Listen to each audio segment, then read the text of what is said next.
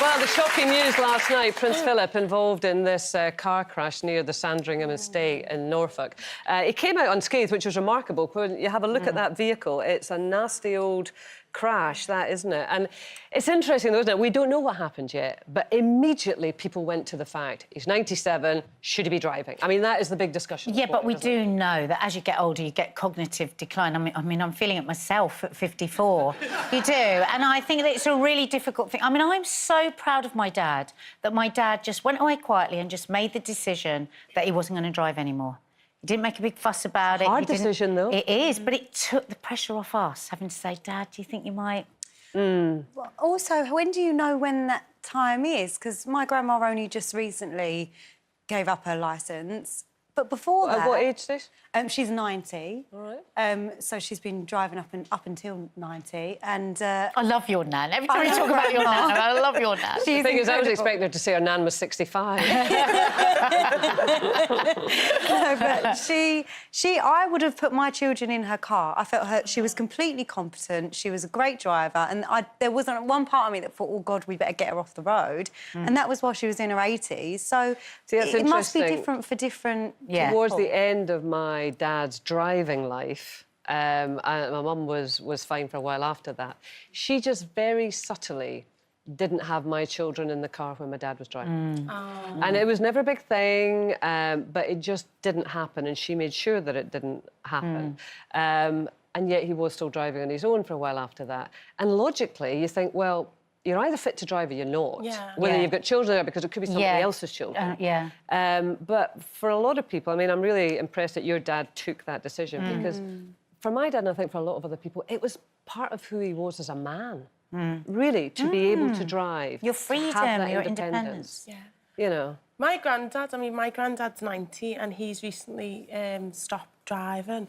But I do think that, especially when you're at 90 years of age and over, that it's kind of a bit of a duty, really, because your eyes are going to fail you a little bit. Certain things aren't working the way they used to. Did he make the decision on his own, or did you? I didn't actually, to be honest. I mean, it's mainly me auntie that looks after him, but I think it's sometimes you just have to accept things in life and that you're not able to do the things that you... Although I tell you, I'd rather be in a car with the Duke of Edinburgh than Nadia Sawalha. So would I. So would I. I'm telling you.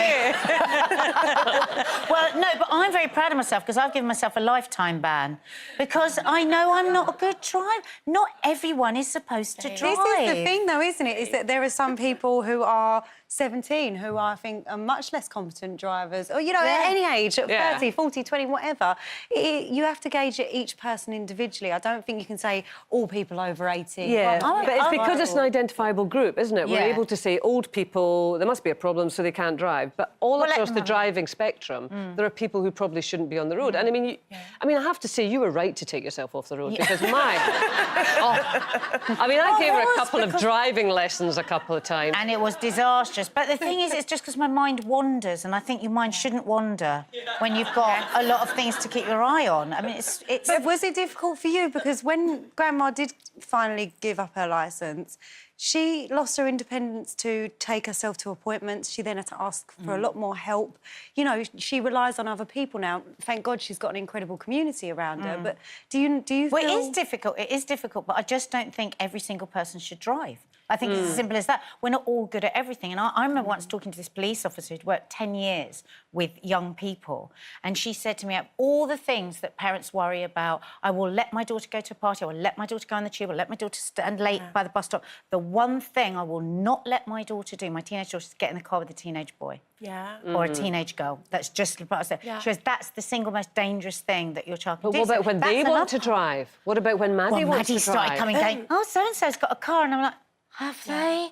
I don't want them to get a car, because, of course, how can we stop them getting in cars with their friends? I mean, it's just... it's scary. And they've got such a lack of fear, young people, you know. When you get older, when you're, like, pushing, well, past 30 now, you know, you worry a little bit.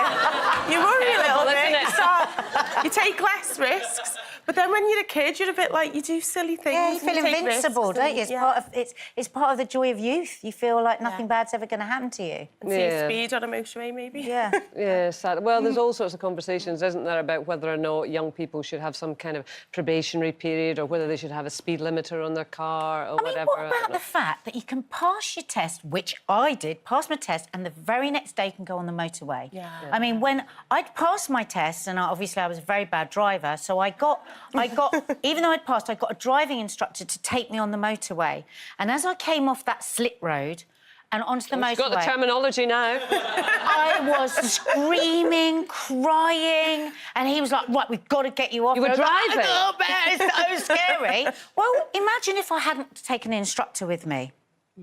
But then, You know- I would say, isn't it your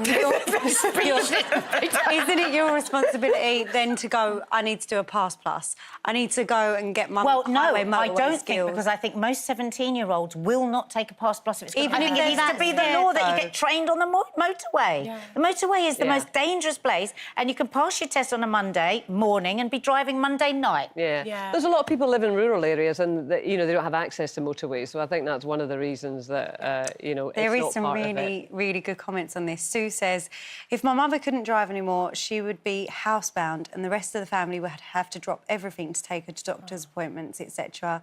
Julie says, at 70, I'm still more than capable of driving, and in Guernsey, where I lived before my birthday, I had to have a medical to note my flexibility with head turning and an eye test. So she's been All regularly right. checked OK. with her eye test and whether she reacts quick enough. So, and she... But you know, the thing is, it's just really awful. It's sad. It's terrible that you'd lose your independence. It's not fair. But it's also not fair to drive Yeah. if you And don't put others at and danger. put others at Yeah. risk. Yeah, I It's agree.